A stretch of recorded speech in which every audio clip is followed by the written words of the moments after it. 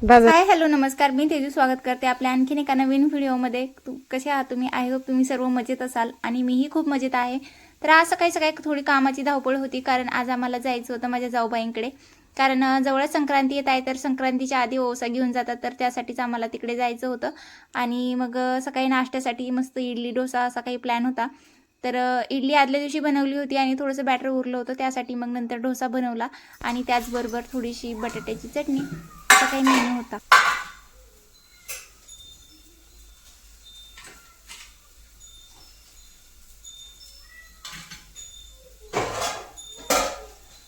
शंभू, चल डोसा खायला. चल लवकर.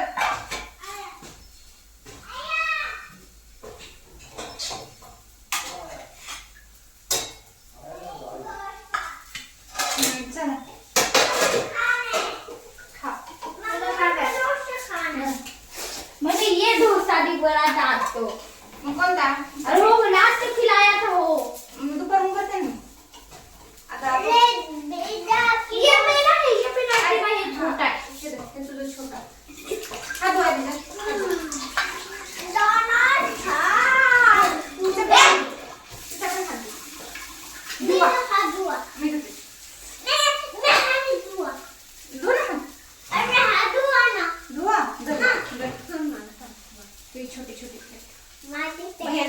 सकाळची सगळी कामे पटपट आवरली आणि त्यानंतर मग 10 वाजलेच होते. तोपर्यंत आम्हाला खूप लेट झालं निघायला आणि खूप घाई गडबडीत निघालो आणि निघता निघता म्हणजे तरी 10-10:30 वाजले. दादा, मी, लाडू आम्ही सगळेजण निघालो होतो आणि आम्हाला अगोदर मावशीच्या घरी जायचं होतं, म्हणजे माझ्या मावस सासूबाईंच्या घरी. तिथून त्यांना सगळ्यांना घेऊन मग आम्हाला पुढे जायचं होतं आणि खरंच प्रवास खूप लांबचा होता, त्यामुळे आम्हाला असं वाटत होतं की आम्ही लवकर निघावं, पण थोडासा वेळच झाला. त्यानंतर आम्ही येऊन पोहोचलो मावशींच्या घरी आणि मावशींच्या घरी आलो आणि तिथे आल्यानंतर पाहिलं की थोडीशी पॅकिंग वगैरे बाकी होती.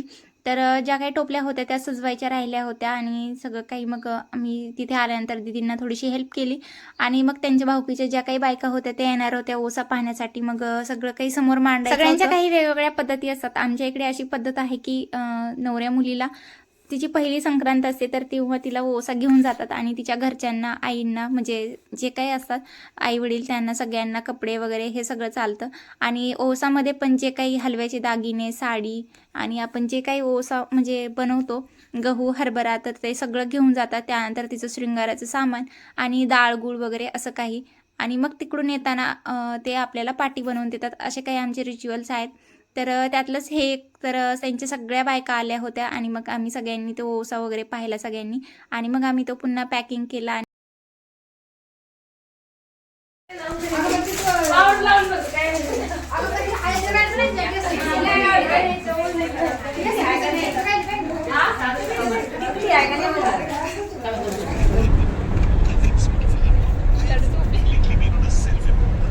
आम्हाला निघता निघता 12 वाजले. त्यानंतर आमच्या प्रवासाला सुरुवात झाली आणि प्रवास तर खरंच खूप लांबचा होता, कारण श्रीगोंदा तालुक्यामध्ये गाव होतं, तर भरपूर लांब होतं, त्यामुळे आम्हाला थोडासा टाईम लागला जायला. आणि त्यानंतर मग तिथे गेलो आणि डायरेक्ट आम्ही सगळं सामान जे काही ओसा नेलं होता तो सगळा तिथे मांडून घेतला आणि त्यानंतर मग सगळ्यांनी तिला हळदी कुंकू वगैरे लावलं.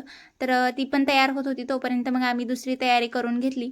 त्याचबरोबर मग सगळं काही जे मांडलं होतं आपण, तर त्यांच्या पण भाऊकीच्या ज्या बायका असतात तर ते पण पाहायला येतात, त्यामुळे मग आम्ही सगळं व्यवस्थित मांडून घेतलं.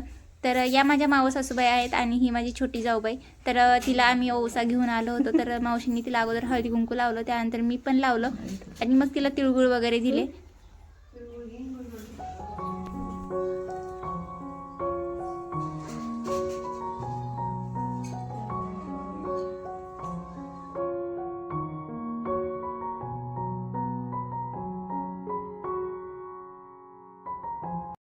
त्यानंतर सगळा कार्यक्रम पार पडला आणि आम्ही मस्त जेवण केलं सगळ्यांनी. त्यानंतर आम्ही थोडंसं बागेत फिरायला आलो आणि इथं अस्टरचा बाग होता, म्हणजे फुलांचा.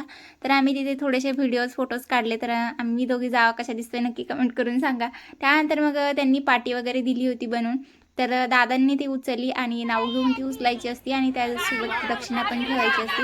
तर तो मान दादांचा होता. तर निघायच्या वेळेस लाडूने मात्र खूप त्यांना हसवलं आणि सगळ्यांना हसवून मग आम्ही निघालो. चला तर भेटूया उद्याच्या व्हिडिओमध्ये. तोपर्यंत सगळ्यांना बाय बाय.